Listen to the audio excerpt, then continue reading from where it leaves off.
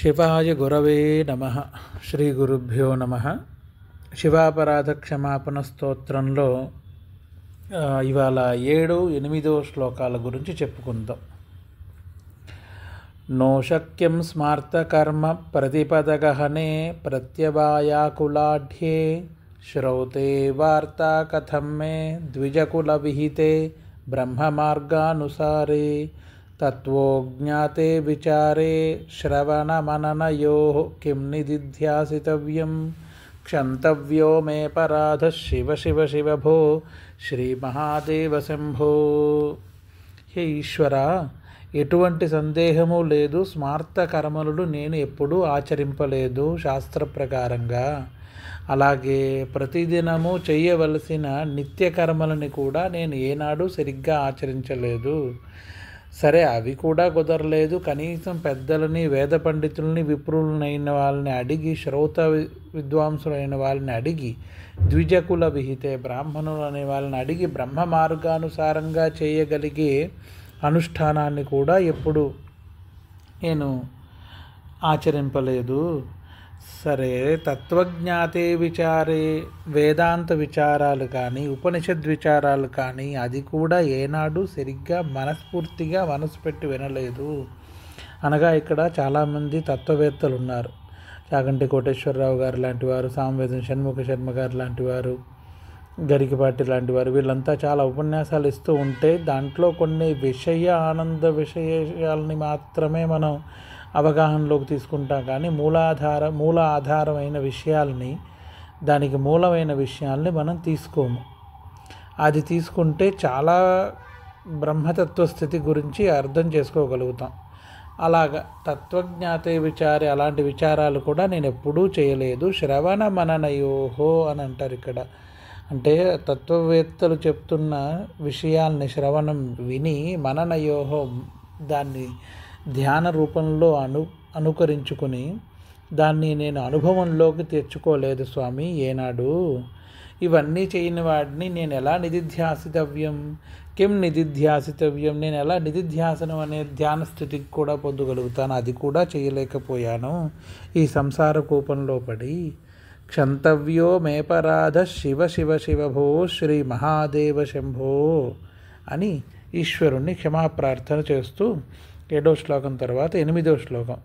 ధ్యాత్వా చిత్తే శివాఖ్యం ప్రచురితరధనం నైవ దత్తం ద్విజేభ్యో హవ్యంతే లక్షసంఖ్యైర్హుతవః వదనే నార్పితం బీజమంత్రైః నోతప్తం గాంగతీరే వ్రతజపనియమైః రుద్రజాప్యన్న జప్తం క్షంతవ్యో మే పరాధ శివ శివ శివ భో శ్రీ మహాదేవ శంభో.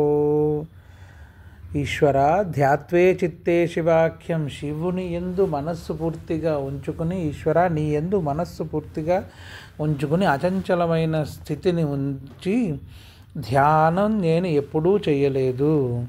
పోనీ అలా చేయకపోయినా నిన్నే నమ్మి నీ మీదే నీ సేవే చేసుకుంటూ బతికే బ్రాహ్మణోత్తములకి నేను ఎప్పుడూ నా సంపాదన ప్రచురిత ధనం నైవదత్తం ద్విజేభ్యో, నేను ఎప్పుడూ నా ధనాన్ని పంచపెట్టలేదు. పోనీ అది కుదరలేదు. దాన ధర్మాల రూపంలో వాళ్ళకి ఎప్పుడూ ఎవరికి నేను ఏమీ ఇవ్వలేకపోయాను. సరే, అది కుదరలేదు అంటే నైవదత్తం ద్విజేభ్యో అనే దానికి దీంట్లో ఇంకొక అర్థం ఏంటంటే, చాలా బీదావస్థలో ఉన్న వాళ్ళకి, కఠినావస్థలో ఉన్న వాళ్ళకి భోజన నిమిత్తం దగ్గర నుంచి ఏదో ఒక సహాయార్థం నీ పేరు మీద నువ్వే ఆ రూపంలో ఉన్నావని భావించి ఏనాడు నేను ఒక్క రూపాయి కూడా ఇవ్వలేకపోయాను. సరే, అది చేయలేకపోయాను. ఎప్పుడైనా నీ గురించి హోమం చేసి ఆరాధన చేద్దామని అనుకున్న హవ్యంతే లక్ష సంఖ్యైర్హుతవః వదనే, అంటే హవ్యంతే అంటే హోమం చేయడం. దాన్ని నేను ఎప్పుడైనా 1,00,000 సార్లు అయినా సరే హోమం చేద్దాం అనుకున్నా చేయలేకపోయాను. 1,00,000 సార్లు అంటే ఓం నమ శివాయ స్వాహ, ఓం నమ శివాయ స్వాహ అని 1,00,000 సార్లు ఆహుతి ఇవ్వడం. మామూలుగా అందరూ మనం ఏదో ఒకటి ఇస్తూ ఉంటాం. ఎవరో ఏదో హోమం చేస్తున్నారంటే మనం వెళ్ళి ఒకటి చేతిలో తీసుకుని దాంట్లో వేసేస్తాం అగ్నిలో, అదేదో హోమం చేసామని అనుకుంటాం. అగ్నికి అలా ఉండదు. అగ్ని చాలా పవిత్రమైంది. అలాగే అగ్నిని ముట్టుకోవాలి అంటే దానికి కొన్ని అనుష్ఠాన క్రియలు ఉంటాయి ప్రత్యేకించి. ఎవరైతే యజమానులు ఉంటారో వాళ్ళు సంకల్పాది క్రతువులను చేసుకుని పుణ్యావాచమనని శుద్ధి చేసుకుని తదనంతరం అగ్ని స్థాపనకు ముందే అగ్నిలో ఆ హోమగుండం దగ్గర కూర్చుని సంకల్పం చేసి చతుష్పాత్ర ప్రయోగము షట్పాత్ర ప్రయోగము అనే అగ్ని సంస్కరణ చేసి అగ్నిని పూర్తిగా పిలిచి ఆవాహన చేసి ధ్యాన ఆవాహనాది నమస్కారాలు చేసుకుని తదనంతరం అక్కడ ఆహుతి ఇవ్వాలన్నమాట. అందుకని ఆ అగ్నికి ఆహుతి ఇవ్వడం అనేది చాలా పవిత్రమైన విషయం. దాన్ని మనం సాధారణ రూపంలో చేయడం అనేది ఉండదు. ఇప్పుడు చాలామంది చూస్తూ ఉంటారు, ఎక్కడో గుళ్ళల్లో ఎవరో హోమం చేస్తూ ఉంటారు, వెళ్ళిన వాళ్ళంతా తలా ఓ పిడికెడు నవధాన్యాలు తీసి అగ్నిలో వేసి నమస్కారం పెట్టుకుని వస్తూ ఉంటారు. అదంతా సరైన పద్ధతి కాదు. చేయకూడదని కాదు, కానీ సరైన పద్ధతి కాదు. అలా ఒక్కసారి కూడా 1,00,000 సంఖ్య నీ ఆహుతి కూడా నీ పేరు చెప్పి ఇవ్వలేకపోయానయ్యా. హవ్యంతే 1,00,000 సంఖ్యైర్హుతవః వదనే నార్పితం బీజమంత్రైపోని అది చేయలేకపోయినా అదే బీజమంత్రంతో, మనం బీజమంత్రం అంటే ఇదివరకు చెప్పుకున్నాం కదా, ద్రాం దత్తాత్రేయాయ నమః అనేది బీజమంత్రం. ఇప్పుడు చెప్పబోయే శక్తి పంచాక్షరిలో కూడా ఓం హ్రీం శ్రీం నమ శివాయ అనే హ్రీం శ్రీం అనేది బీజమంత్రం. అలా బీజమంత్రంతో కలిపి నీ నామస్మరణతో ఏదో ఒకసారి జపమో లేదా అర్చనో ఎప్పుడూ చేయలేదయ్యా. పోనీ ఇవేవీ చేయలేదు, అదే బీజమంత్రంతో నీ నామాన్ని నోతప్తం గాంగతీరే వ్రతజప నియమై, ఒక నియమానుసారంగా వేదంలో చెప్పిన నియమానుసారంగా గంగా తీరంలో కూర్చుని, నదీ తీరంలో కూర్చుని లేదా గోశాలలో కూర్చుని నీ జపాన్ని 108 సార్లు కూడా తపస్సు రూపంలో తపోముద్రలో చిన్ముద్రలో కూర్చుని చేయలేకపోయానయ్యా. ఇవేవీ కాలేదు. కనీసం రోజుకు ఒకసారి పొద్దున్నో సాయంత్రం ఏదో ఒక సమయంలో రుద్ర జపం కూడా చేయలేకపోయాను. రుద్రజాప్యన్న జప్తం అని అంటారు.